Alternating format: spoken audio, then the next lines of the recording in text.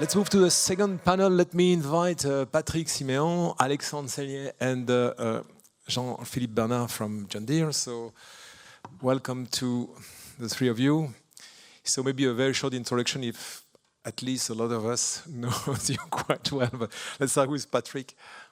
So thank you for inviting me. Patrick Simeon, I'm head of money market at Amundi.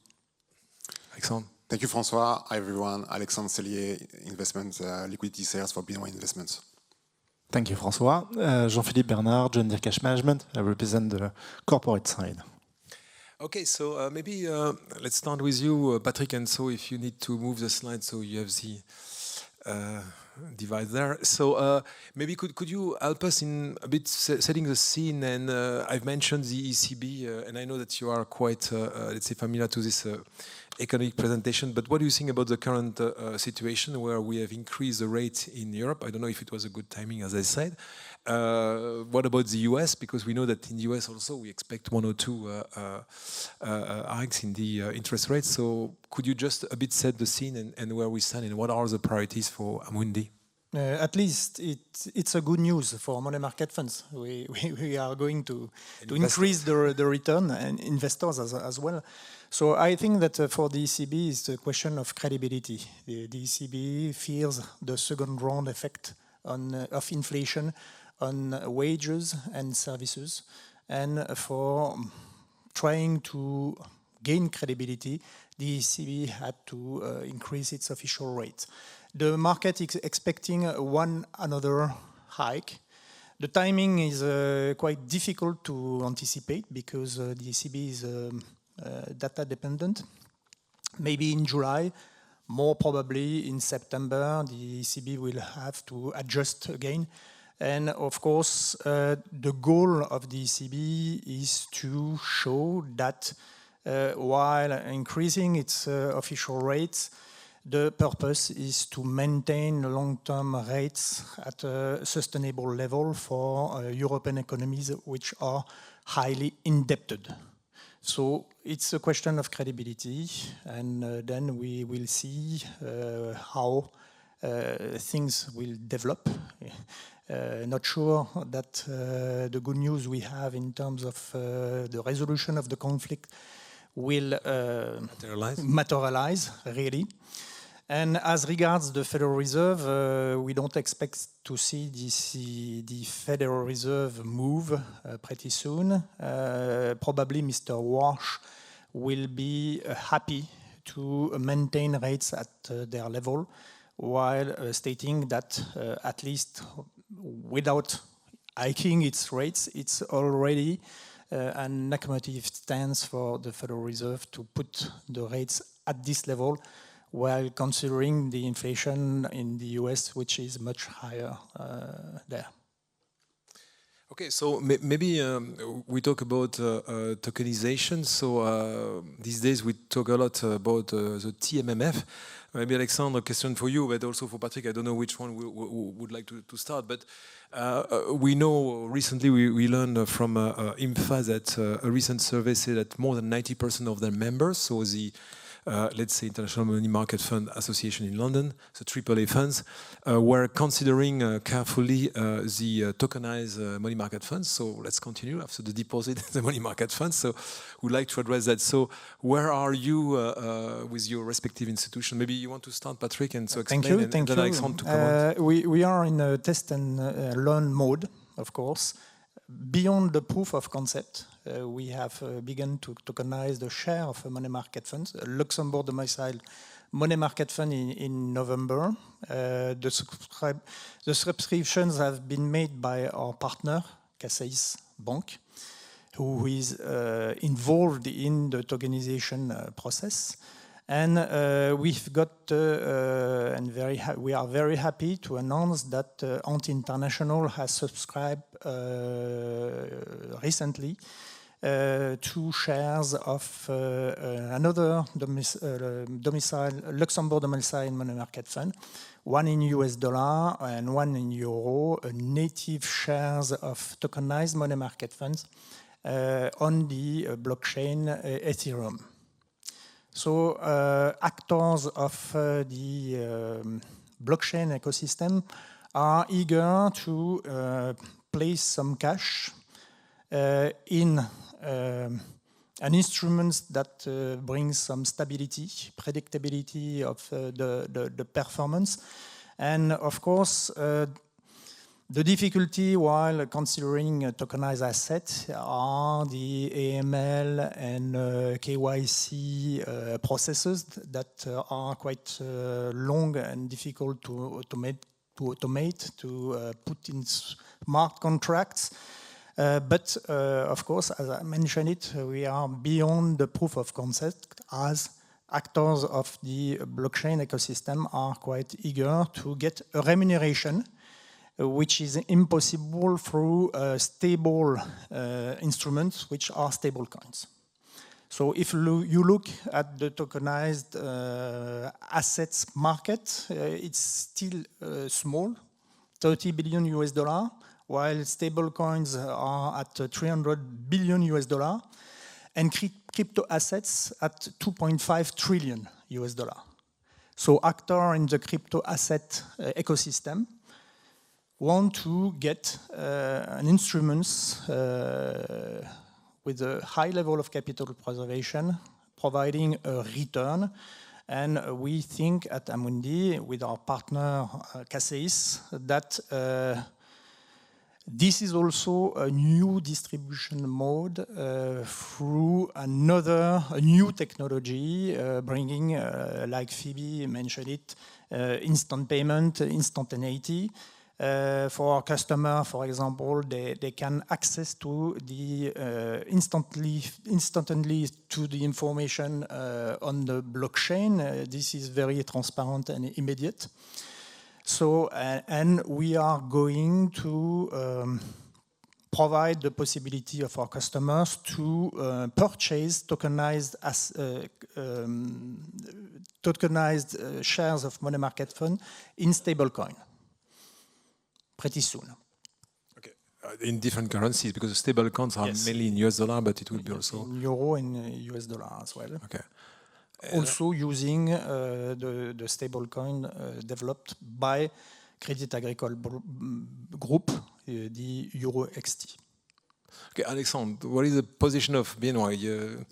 Thank US you. bank, so maybe different views. No, of course, so we are also working on a tokenized money market. Of course, this is not a buzzword. I think the first time I've heard the term of tokenized money market was before COVID, so it goes back to quite some time. Just to add to what was just previously said, if you think about tokenized money market, this is not a new asset class like a stable coin. So this is really like existing money market that everyone knows. It's just the representation of the ownership is different and is new because you now have a digital token. And what we think this is bringing to treasury companies and to investors, so the tokenization itself unlocks speed, transferability, programmability, as well as transparency. So in terms of user cases, and this is where BNY thinks there is a play for everyone, is you're bringing treasury investments close to real-time investments, so data, so you can redeem your position whenever you need. And the second user case where we have a lot of hopes is around collateral mobility. So for complex treasury, maybe that have FX positions, that trades a lot of derivatives, or may have a complex financing structure, tokenization can help you to actually enhance your capital usage, because instead of liquidating positions to post cash in margin call, you can post maybe tokens, and these tokens will still earn you a yield. So that's why we think tokenizations make sense. So we don't think it's going to replace completely the current money markets environment we know, but this is something going to be added to any treasury. Yeah, as mentioned by Patrick, so you have a huge, let's say, headroom for development of this product. So let's look at the corporate side. So it's good we see some of the advantages. So besides the further around the tokenization, so what are also the positive, but also the negative and the risk or issue you can see as a corporate treasurers before investing in these type of products? I would say that the first items is to make sure that the market is big enough, and we are cover a wide spectrum of range of asset class. One of the key things for us, not specifically for John Deere, but more speaking broadly for treasurers, is to make sure that we can trust the technology, I would call it. And one of the main reasons is when you think about our speech to the board is, yes, we seek for efficiencies, but we seek for resilience as well. And make sure that we can trust and put our name somehow on it. Another items, I do appreciate a lot the idea of being able to transfer the collateral to one area to another. However, what companies usually deal with is another set of globalized environment than the banks are doing. Meaning, banks, by their size, are used to work in many different jurisdictions, and they have the structure to make it happen. Whereas corporate are much smaller, with much less resources on how to apply in each jurisdictions, which means that we have, I would not say blocks, but let's say slow pace to be able to onboard certain units worldwide. So as an external provider, again, I'm not using it, as an external provider, I would rather say it's more questions of how we can onboard the technology and how the technology can be mature enough so then we can pitch it to our board and get it as a commodities for us. No, we come to the point, so we need use cases, and it's good to have companies like Ant and some others trying, or Siemens trying to be a bit ahead of others, just to show the way, to explain the techniques and to identify the potential issues. But we know it's coming, and of course you mentioned let's say technology behind. So we need also to talk to our technology partner to make sure that we will be able to use the product. But it's coming, and as I mentioned, end of month, by the end of the month, we expect that AFME will issue an interesting document, apparently something like 100 pages, on tokenization, and they will address the technical issues, including 20 use cases. I'm really looking to look at these cases on bonds you mentioned, on tokenized deposit and tokenized money market funds, among others. So really looking forward to discover this document. And I would say in general, it's something in Treasury we are very, especially Jean Deere, but we are very conservative. But this is definitely a technology we need to look at because speed is part of our business. And not going that directions mean that we would be behind for the markets and we would lose opportunities for all companies. So that would put us ultimately at risk anyways. So the speed should not be at the expense of the efficiency or security. Yes, if we are still far from the ultimate goal of a native tokenized linear money market fund, with instant settlement, NAV calculation by the minute, we are progressing very, very fast. And to progress, to continue to progress as portfolio manager, we also need to be able to invest in tokenized assets. And for corporate treasurer, it is also worth considering that they may pretty soon issue short-term debts on a tokenized basis through blockchain, of course. And this is why we also actively participate to the work initiated by Banque of France and Euroclear France, the Pythagore project, which aims at fully tokenized the new CP market. This is key, and this is a strong will of Banque de France to succeed in the tokenization of this market, and also to aim at introducing a wholesale central bank digital currency pretty soon within the Eurosystem Pontest project as well. It's fair to say that if you invest at any moment in time, so you can increase the, let's say, return on your investment, from your side as asset manager, you need to invest these funds the same way. So Yeah, it's a big of course, issue. there's always the question of the 24/7. That is usually a big thing that is mentioned when we discuss tokenized money markets. I don't think we are here yet. The promise is still on the paper.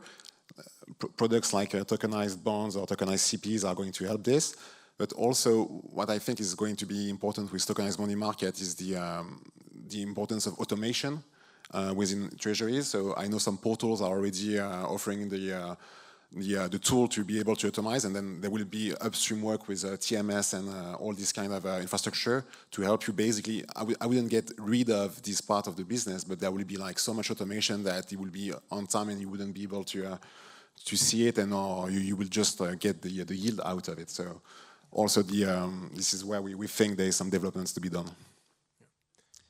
24 hours, 7 days must also be considered in the way that a secondary market could develop, and authorized participants could mark-to-market tokenized assets and or tokenized money market funds, for example, enabling the transferability of those tokenized assets quite easily. One of the questions is also around the SIU, which replaces the SMU. So would it be an opportunity to harmonize the CP market? Because we know that there is a big debate at the moment. Banque de France is pushing for the noise CP, which is the largest in Europe, to compete with the ECP. And so I don't know if it will be an opportunity, but it's something we should certainly consider because it's on the, let's say, key priority of the Commission.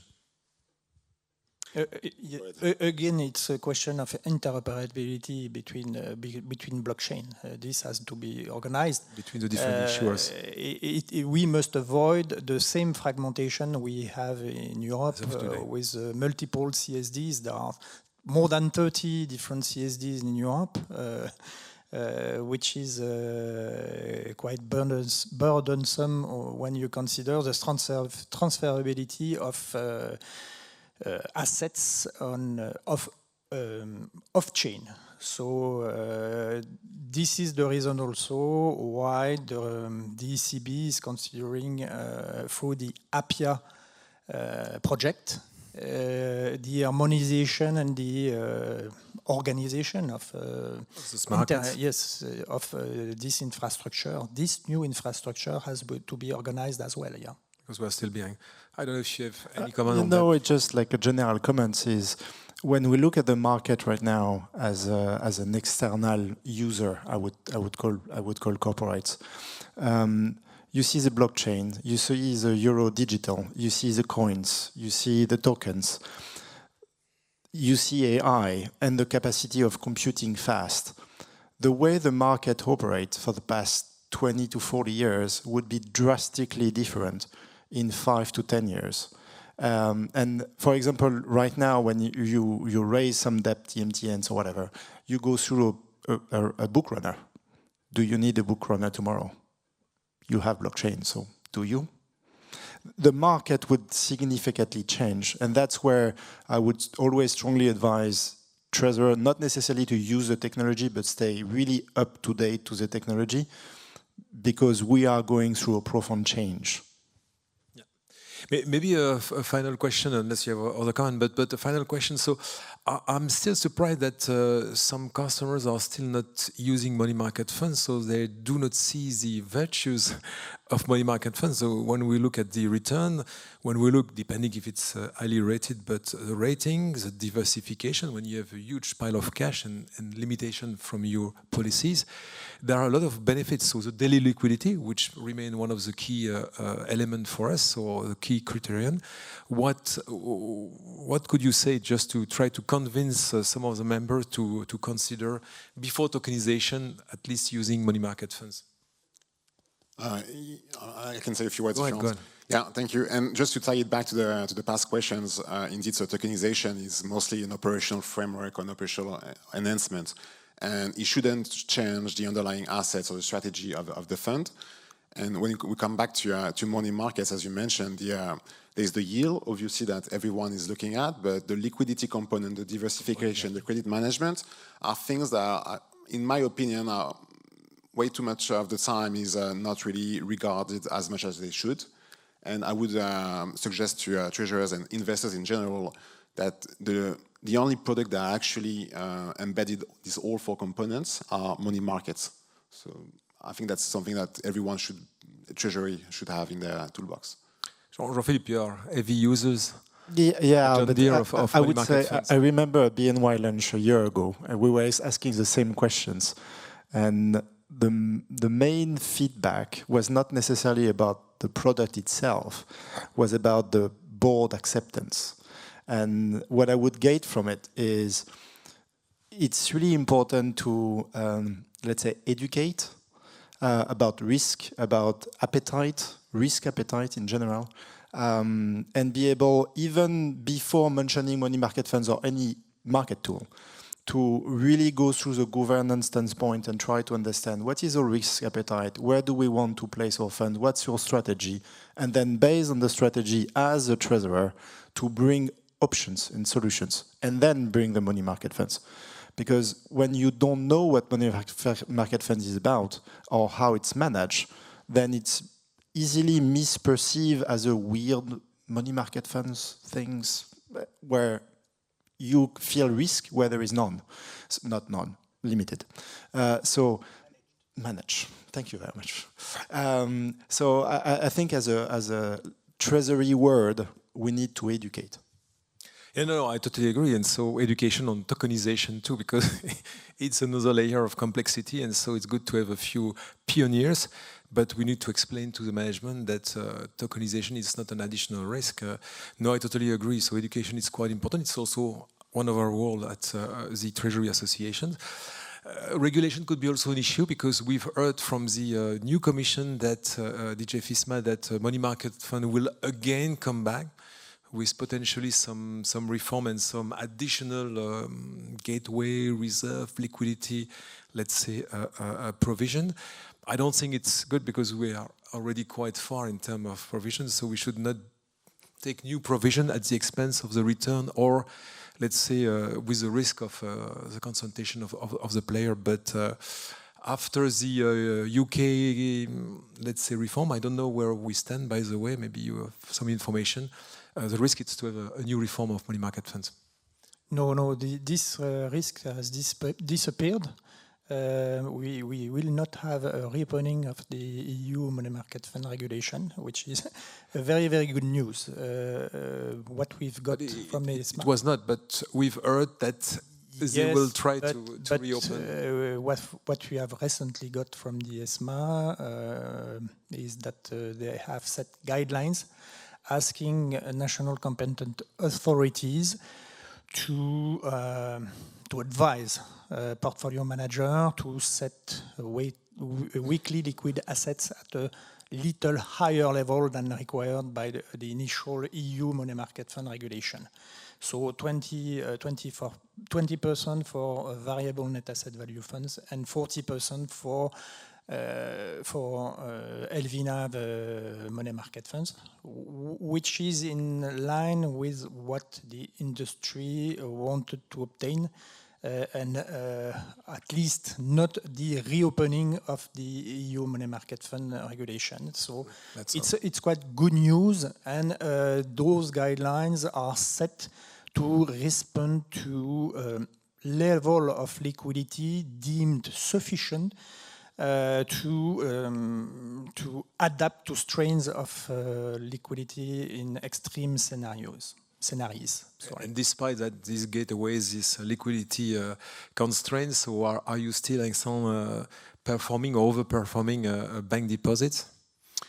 I think everyone will have different yields on their bank deposit depending on the relationships, but just maybe for BNY, so we are over 50 billion euros AUM in money markets across Euro, USD, and Sterling. And we are happy to be part, and depending on the months and the weeks, but we are always top quartile on this strategy. So we think we are quite competitive against bank deposits in general. Of course, difficult to compare because it depends on the counterparty risk. Yes, of course, obviously. And behind bank deposits, banks have a balance sheet to adjust the level of remuneration. For money market funds, the returns come from what we invest in the market, obviously, which makes money market funds quite unique compared to a bank deposit, is that the commitment of the investor with the asset manager is much lower than the commitment to have with the bank. Okay, it's a different kind of relationship. And the liquidity makes everything different. With your bank deposits, you have some tight that you can't really unlock, while in money markets, you're free to do whatever you want. Daily liquid. Yeah. And I would add that I like the dichotomy with relationship. Bank deposits is relationship driven, whereas money market funds is investment driven. And it's two different topics. Work with banks that are offering money market funds. But okay, thanks a lot for this insightful information. Again, this gentleman will stay with us later on for the break and for the cocktail, so do not hesitate to ask a tricky question about tokenization and the future of money market fund. Thanks a lot. Thank you very much.